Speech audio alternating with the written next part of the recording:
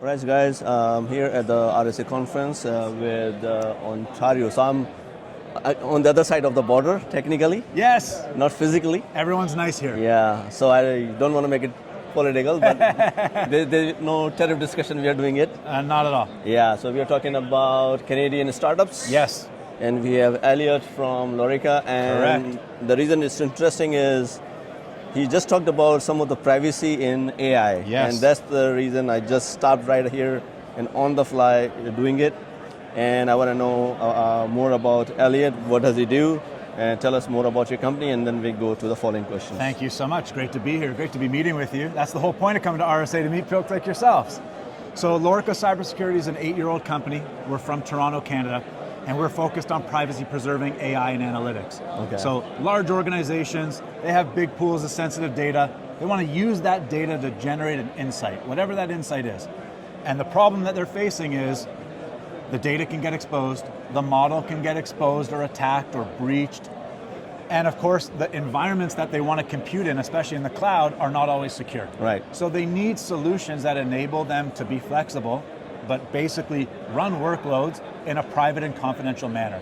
And we've developed privacy enhancing technologies that allow them to do that.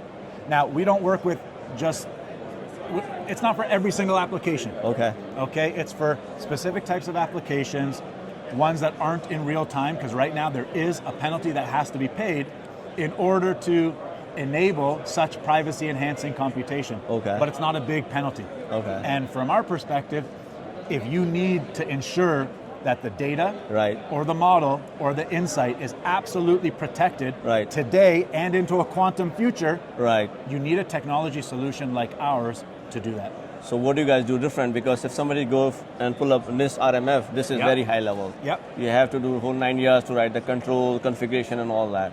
Yes. So I think you're addressing that, and how do you do that? This is what I'm interested in. So we are working primarily with a technology called homomorphic encryption. This is an advanced, I heard about it. It's an advanced form of cryptography that's encryption for data in use. So currently we're encrypting data at rest. Yes. And we're encrypting data in transit, but when you actually use the data, when you're processing the data. It's in memory?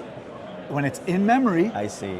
It has to be decrypted, it's in plain text, it's a real attack surface. Okay. And so this form of advanced cryptography is actually encrypting the data while it's being used, but being able to generate an insight from that data while it's encrypted. That's the magic of this form of cryptography. So I want to make a pause here. So help the audience understand. Yes.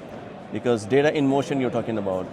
Data in the memory you're talking about. So for an AI and this kind of model needs to work, it has to be encrypted, unencrypted. Correct. And this is where these things can happen. Somebody can stiff in. Correct. So right now, a lot of organizations say your data is end-to-end encrypted. Yes, yes, which is not. But the problem is when your data is actually being used, when you access a file, when you are searching a database, when you're running data, any kind of stream data or any database through a machine learning model, right now that data must be decrypted, it's in plain text, it's a real vulnerability. Okay? So with our technology, data can still be breached.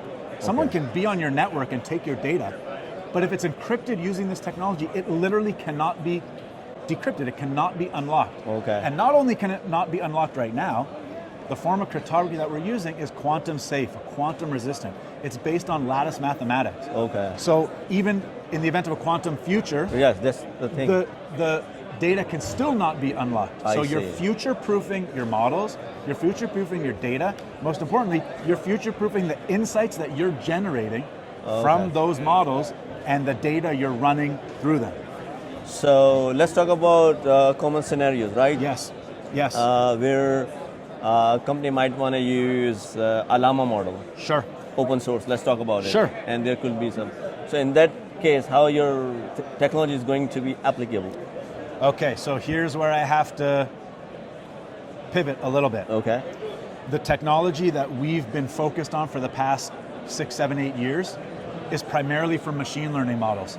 Smaller models. So you're a bank, you're a telco, you've developed a decision tree model or whatever it is. Okay, we can encrypt that model, run encrypted data against it. Then everyone asked us starting last year, so I want to do Gen AI, I want to take advantage of Llama. Can you encrypt this model? Unfortunately, we can't. You can. No one can. No one has figured out how to use that form of technology to encrypt a large language model. Okay. So what we've done and what we're starting to do is use something called confidential computing. Okay. So a trusted execution engine running an entire open source AI workflow Okay. completely in this hardware, this trusted execution engine. Okay. Right now we're working with Azure Confidential Computing, but you can I see. imagine AWS Nitro or any other confidential computing platform. Right. And our Lorica AI solution is now enabling organizations to exactly that. I want to play around with Llama, All right. but I cannot run sensitive data through Exactly. there for various different reasons. Right. I don't want to breach my data. I don't want Llama learning Right. about my. Yeah, I don't want that's it another training. point. I don't want my data training their model. Right. So this allows you to essentially create an environment Okay. where everything is completely locked down, but it's locked down using hardware, not homomorphic encryption yet. We're going to start combining. I see. But we're not there yet. Okay. But that's our for what Vision. you've just said. Right. We're right now using a different tool in the privacy enhancing technology toolbox. That's how I we see. think about it.